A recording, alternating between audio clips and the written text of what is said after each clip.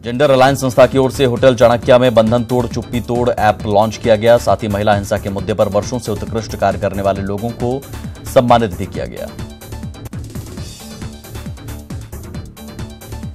Patna police ने कुख्यात रंजीत यादव गिरोह के 5 सदस्यों को गिरफ्तार कर लिया है। पुलिस ने गिरोह के पास से 3 पिस्टल और कई कारतूस जब्त किए हैं।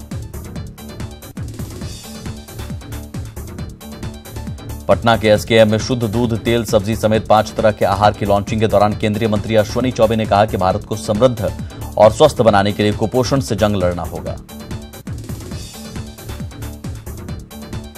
पटना सिटी में पिछले 10 वर्षों से मानदेय पर बहाल नगर निगम के सफाई मजदूरों की सेवा नियमित किए जाने समेत कई मांगों को लेकर पटना नगर निगम कामगार यूनियन के बैनर तले नगर निगम के कर्मचारियों का धरना प्रदर्शन आज तीसरे दिन भी जारी रहा। ईडी की टीम ने औरंगाबाद के कुटुंबा में कुख्यात नक्सली विनय यादव की परिसंपत्तियों को अटैच किया है। टीम ने 3 बसें, एक जेसीबी, एक बोलेरो और एक मिनी वैन को अटैच कर अंबा थाने को सुपुर्द कर दिया है। आंगनबाड़ी सेविकाओं सहायिकाओं ने अपनी मांगों को पूरा करवाने के लिए अनोखा रास्ता अपनाया। आंगनबाड़ी सेविका सहायिकाओं ने जिला परिषद कार्यालय के प्रांगण में धार्मिक विधि विधान से मंत्रोच्चारण कर हवन किया, लेकिन कोई भी पदाधिकारी उनकी सुध लेने के लिए नहीं आया। बिहार राज्य सहकारिता अंकेक्षण पदाधिकारी का वार्षिक सम्मेलन तारामंडल सभागार में किया गया, जिसमें सहकारिता विभाग के तमाम अधिकारी मौजूद रहे। वहीं अंकेक्षण पदाधिकारी को हाईटेक करने के लिए लैपटॉप दिया गया।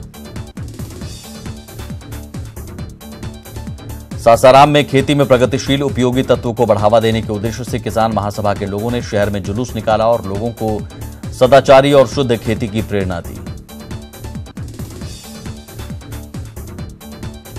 जमुई में सड़क निर्माण के दौरान खुदाई में मिली प्राचीन मूर्तियों को संग्रहालय में रखा गया है। पहले इन मूर्तियों को पंचायत भवन में रखा गया था। जमुई का इंदपयगढ़ पाल वंश के अंतिम शासक इंद्रदुम्न पाल की राजधानी थी।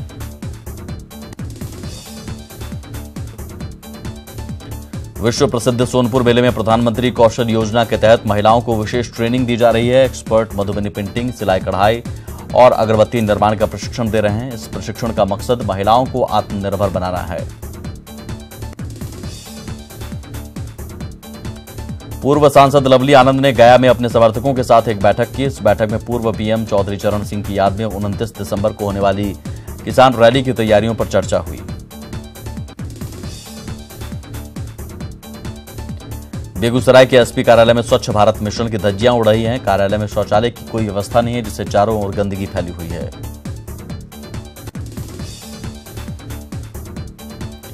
बिहार बीजेपी महिला मोर्चा की 2 दिवसीय कार्य समिति की बैठक आज खत्म हो गई। पटना के रानी सती मंदिर परिसर में चले इस बैठक में निर्णय लिया गया कि महिला मोर्चा के सभी सदस्य प्रदेश के हर शहर और गांव के घरों तक पहुंचेंगी और योजनाओं की जानकारी देंगी।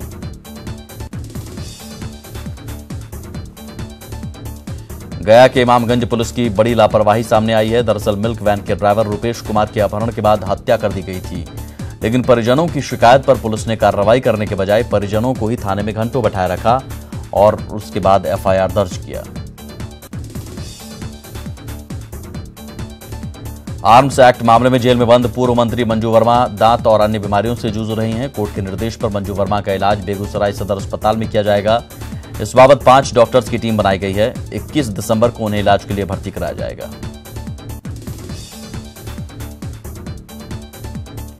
मुजफ्फरपुर के पूर्व मेयर समीर कुमार हत्याकांड के गिरफ्तार आरोपी शूटर गोविंद को आज मुजफ्फरपुर कोर्ट में पेश किया गया।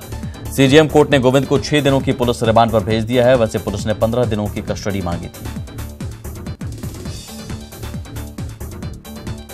मध्य प्रदेश के सीएम कमलनाथ के खिलाफ मुजफ्फरपुर सीजेएम कोर्ट में केस दर्ज कराया गया है। सामाजिक कार्यकर्ता तमन्ना हाशमी ने केस दर्ज कराया है। मुख्यमंत्री कमलनाथ पर बिहार और उत्तर प्रदेश की जनता को अपमानित करने का आरोप लगाया गया है। गिरिडीह के झलकडीहा में जेएमएम के पूर्व विधायक सालखन सोरेन की पुण्यतिथि में हेमंत सोरेन पहुंचे। सालखन सोरेन को श्रद्धांजलि देने के बाद हेमंत सोरेन ने बीजेपी पर जमकर हमला बोला।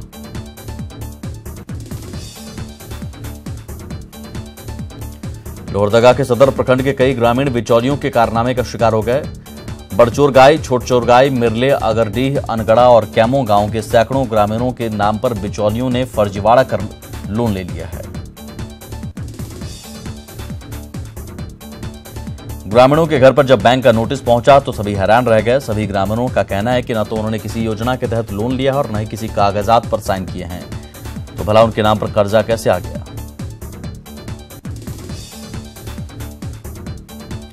जनवरी 2019 में पश्चिमी सिंहभूम के चाईबासा और मनोहरपुर में 2200 करोड़ के वेदांता स्टील प्लांट का शिलान्यास होगा। जमशेदपुर से सटे आदित्यपुर में सीएम रघुवर दास ने वेंडर मीट के कार्यक्रम में यह घोषणा की।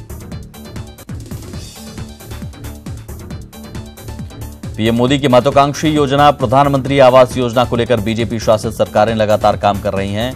रांची में भी पीएम की इस योजना को लेकर एक कार्यशाला का आयोजन किया गया, जिसमें मुख्यमंत्री, मंत्री और मेयर शामिल हुए। प्रोजेक्ट बिल्डिंग में काम करने वाली महिला कर्मियों को तोहफा दिया गया है। महिला बाल विकास विभाग की पहल पर प्रोजेक्ट भवन में पालना घर खोला गया है। प्रोजेक्ट भवन में पालना घर खोले जाने से बच्चे वाली कामकाजी महिलाओं को अब सहूलियत होगी।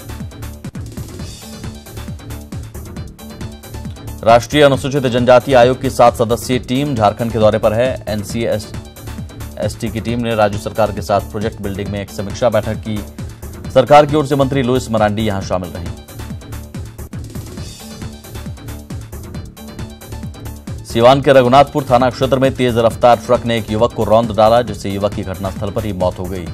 घटना के बाद आक्रोशित लोगों ने रघुनाथपुर से सिसवन मुख्य मार्ग को जाम कर दिया और ट्रक में तोड़फोड़ की।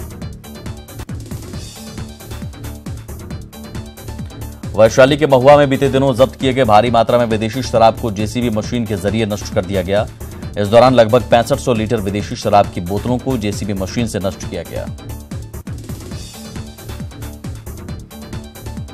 राफेल मुद्दे पर सुप्रीम कोर्ट की तरफ से क्लीन चिट मिलने से उत्साहित बीजेपी कार्यकर्ताओं ने कांग्रेस अध्यक्ष राहुल गांधी से इस्तीफे की मांग की है। पूर्णिया में बीजेपी जिला अध्यक्ष प्रफुल्ल रंजन वर्मा के नेतृत्व में बीजेपी का शिष्टमंडल डीएम से मिला और राष्ट्रपति के नाम से ज्ञापन सौंपा। पटना सिटी के आलमगंज थाना क्षेत्र के पल्लवी नगर मुसहरी के पास सैदपुर नाले से एक 3 वर्षीय बच्चे का शव बरामद किया गया है। बच्चे की शिनाख्त पल्लवी नगर मुसहरी के रहने वाले सनी कुमार के रूप में की गई है। सनी रविवार की रात से रहस्यमयी ढंग से लापता था। बिहार के किसानों की कर्जमाफी के लिए समाजवादी पार्टी जेल भरो आंदोलन करने जा रही है। 22 दिसंबर को सपा बिहार के सभी जिला मुख्यालयों में जेल भरो आंदोलन करेगी।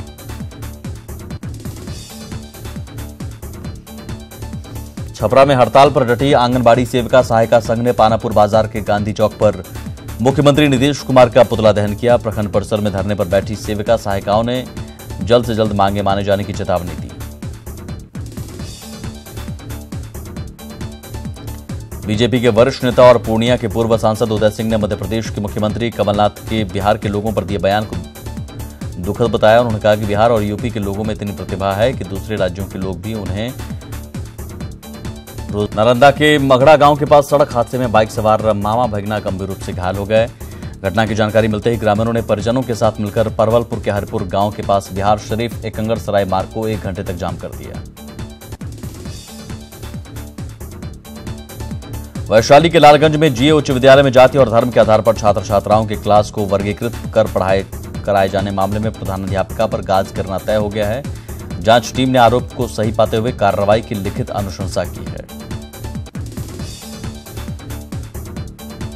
पूर्णिया के एक 80 वर्षीय रिटायर्ड शिक्षक अपने लापता बेटे रमेश की तलाश में पिछले 4 महीने से दर दर भटक रहे हैं। गुलाब बाग निवासी रामदयालु शाह ने बताया कि उनका 49 साल का बेटा रमेश 4 महीने पहले समस्तीपुर जाने के दौरान लापता हो गया। कटिहार में बिहार लोक शिकायत निवारण अधिकारी की तरफ से एक रथ यात्रा रवाना की गई। कटिहार जिले के सभी प्रखंडों में जाकर यह रथ यात्रा लोगों को उनके अधिकारों के बारे में बताएगी। भागलपुर के नाथनगर स्थित राजकीय आयुर्वेद कॉलेज के दिन बहुरने वाले हैं। सैकड़ों एकड़ भूभाग में फैले इस कॉलेज में 2004 से ही छात्रों का नामांकन बंद था, लेकिन अब 15 साल बाद 2020 से नियमित पठन पाठन की संभावना कॉलेज प्रबंधन ने जताई है।